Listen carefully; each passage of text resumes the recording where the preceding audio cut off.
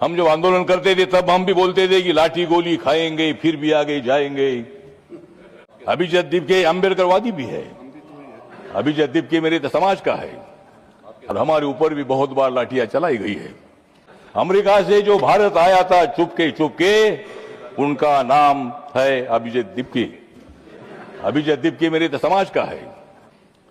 हम भी लाठी नहीं खाते थे तो डेप्यूटी चेयरमैन सर हम इधर नहीं आते थे, लेकिन जब मतलब यहां पार्लियामेंट की तरफ घुस कर आने का प्रयत्न हुआ तब पुलिस को लाठी चलानी पड़ी, लेकिन मैं उसका समर्थन नहीं करता हूं। जरूर इसकी इंक्वायरी भी होनी चाहिए। जो नौजवान छात्र है उस छात्र के जिंदगी का विचार करने वाली सरकार हमारी है। अपोजिशन वाले जो भी आरोप लगाना है लगाते रहो, जितना आप हमारे ऊपर आरोप लगाते रहोगे उतना हम आपको भगाते रहेंगे। आरोप लगाने की आदत तो होती है, अपोजिशन में तो आरोप लगाना ही चाहिए, ऐसा आपको लगता है, लेकिन उसको लोकतंत्र नहीं बोलते हैं। जरूर सुझाव आपने देना चाहिए। नीट को फिट करने के लिए मोदी सरकार ने ये बिल लाया है। नीट को फिट करने के लिए मोदी सरकार ने बिल लाया है और उनकी मांगे पूरी होने के बाद छात्रों ने नरेंद्र मोदी जी के अभिनंदन का गीत गाया है। आप लोगों को मालूम नहीं है? छात्र खुश है, उनको भड़काने का प्रयत्न मत करो। हमने भी लाठी गोली खाई है। हम जब आंदोलन करते थे तब हम भी बोलते थे कि लाठी गोली खाएंगे, फिर भी आगे जाएंगे, और हमारे ऊपर भी बहुत बार लाठियां चलाई गई है। हम भी लाठी नहीं खाते थे तो डेप्यूटी चेयरमैन सर हम इधर नहीं आते थे। लाठी खाने के लिए हम आगे बढ़ते थे। पुलिस का सामना हम करते थे तब बीजेपी की सरकार नहीं थी, ये कांग्रेस वालों की सरकार थी। मराठवाड़ा विश्वविद्यालय को बाबा साहब का नाम देने के लिए 17 साल तक हमने मोर्चे निकाले, हजारों मोर्चे निकाले थे। आखिर में बाबा साहब अम्बेडकर जी का नाम मिला, हमने सरकार का अभिनंदन किया था। तो मोदी जी जो है, मोदी जी ये जादूगर है। हम छात्रों के आंदोलन की तरफ मेरा पूरा ध्यान था। आप लोगों को मालूम है कि अमेरिका से भारत आया था चुपके चुपके। अमेरिका से जो भारत आया था चुपके चुपके, उनका नाम है अभिजीत दिपके। अभिजीत दिपके मेरे समाज का है। अभिजीत दिपके अम्बेडकरवादी भी है। अभिजीत दिपके ये मतलब आंदोलन उन्होंने खड़ा किया, विषय इंपॉर्टेंट था और सरकार ने उनकी मांगे पूरी की है।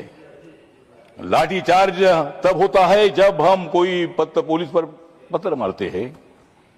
पार्लियामेंट का घेराव की घोषणा तो होती है, ठीक है, ये रेल भवन तक उनको आने का मौका दिया था। 25 दिन तक आंदोलन वहां करते थे, शांति से आंदोलन करते थे, किसी पुलिस ने लाठी नहीं चलाई थी।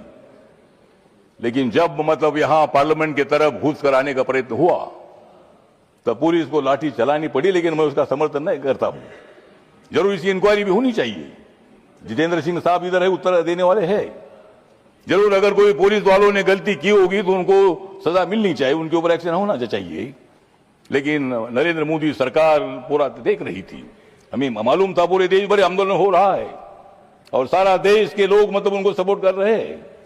इसीलिए सरकार ने धर्मेंद्र प्रधान जी का रिजाइन ले लिया है। धर्मेंद्र प्रधान जी के रिजाइन की उनकी मांग थी। हमारे जेपी नड्डा साहब और जितेंद्र सिंह जी बार बार उनके साथ बात कर रहे थे। पूरा ध्यान हमारा था, लेकिन आप लोगों को भड़काने के लिए जा रहे थे। आप वहां जाकर मतलब उनको चेतावनी देने का प्रयत्न कर रहे थे, लेकिन वो छात्र जो थे उसमें कुछ छात्र घुस गए जो हमारे अभिजीत दिपके के साथ जो छात्र थे उतना नहीं थे, और भी कोई मतलब उसमें छात्र थे। उन्होंने मतलब बैरिकेड तोड़कर इधर आने का प्रयत्न किया था, पार्लियामेंट की तरफ घुसने का प्रयत्न किया था। इसीलिए वहां जो भी हुआ नहीं होना चाहिए था। 25 दिन तक शांति से आंदोलन चल रहा था और सरकार पूरा ध्यान दे रही थी। सरकार ने पूरी मांगी उनकी मान्य कर दी है और इसलिए ये बिल जो यहाँ लाया है, इस बिल जो लाया है मतलब नीट पेपर हुआ था लीक, नीट पेपर हुआ था लीक और उस पर चर्चा करने का ये आया है हमारे ऊपर, ये चर्चा करने का ये है वीक। तो हम सब लोग मिलकर जो हमारे छात्र है, नौजवान है, उन नौजवानों के पीछे हम लोग हैं। नौजवान हमारे नहीं रहते थे तो शायद 2014 में नरेंद्र मोदी की सरकार नहीं आती थी। मैं कांग्रेस पार्टी को छोड़कर अगर मैं बीजेपी के साथ नहीं आता था तो सरकार नहीं आती थी, ऐसा नहीं है, लेकिन मैं आपके साथ आया, आपको सपोर्ट करने के लिए मैं आया था। मेरी पार्टी बाबा साहब अम्बेडकर जी की पार्टी है और इसीलिए इस बिल का समर्थन करने के लिए मैं यहाँ खड़ा हूँ। नौजवानों को भड़काने का प्रयत्न मत करो। सारे नौजवान हमारे साथ है, वो आने वाले चुनाव में भी हमारे साथ रहेंगे और 2029 में भी नरेंद्र मोदी जी प्रधानमंत्री रहेंगे और उस मंत्रिमंडल में मैं भी उसमें रहूंगा।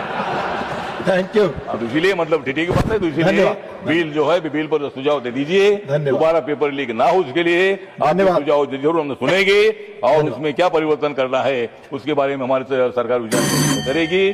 जय भीम, जय भारत। धन्यवाद मित्रांनो, हे होते केंद्रीय मंत्री रामदासजी आठवले साहेब। आपलं मत नक्की कळवा। रामकृष्ण हरी, जय जगद्गुरू, जय शिवराय, जय भीम।